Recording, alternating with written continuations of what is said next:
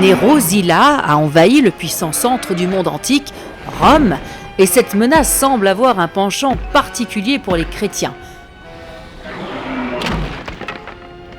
Personne ne devrait marcher sur les églises dans cette ville.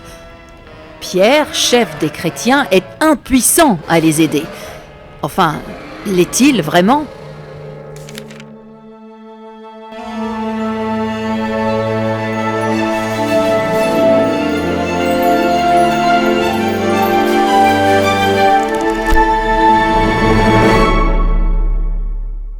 Sous le règne enflammé de l'empereur romain Néron, personne n'est à l'abri et les chrétiens deviennent l'ennemi public.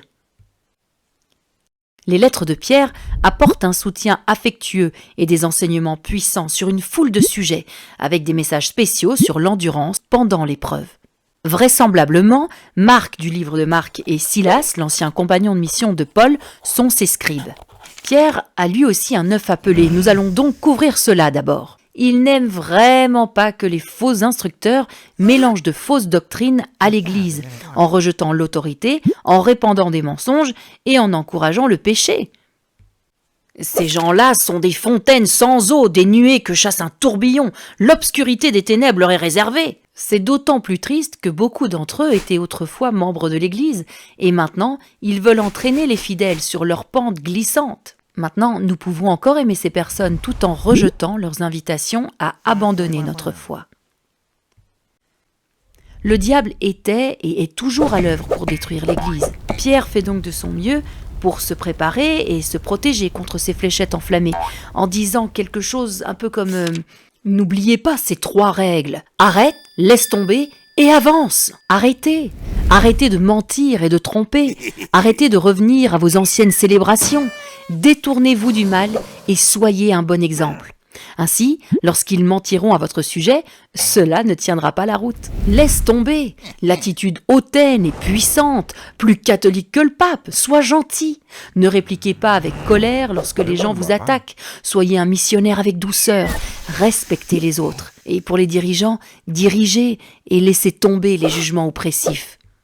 Enfin, avance avec les coups quand ils arrivent et aidez le travail à avancer. Que la foi, la bonté, la connaissance, la maîtrise de soi, la persévérance, la piété et l'amour soient au rendez-vous. Avec l'aide du Christ, vous pouvez prévenir les incendies d'église et le feu de l'enfer. Mais le plus beau centre d'intérêt de Pierre dans ses lettres est la manière d'être patient, ou d'avoir de la patience dans les mauvais moments. Ces gens-là ont eu la vie dure. Alors, soyons attentifs, car Pierre ne le comprend que trop bien. Parfois, nos choix peu judicieux nous mettent dans le pétrin. Et bien souvent, les choix des autres nous mettent dans le pétrin ou dans des situations vraiment injustes. Mes chers amis, ne vous étonnez pas de l'épreuve de feu qui est venue sur vous pour vous mettre à l'épreuve. Depuis les temps anciens jusqu'à aujourd'hui, le peuple de Dieu a toujours été éprouvé. Et les Écritures regorgent de personnes qui ont enduré et surmonté avec foi. Découvrez les autres épisodes de Ligne sur Ligne pour en savoir plus sur la façon dont Dieu nous aide avec amour à grandir, même si cela fait parfois mal.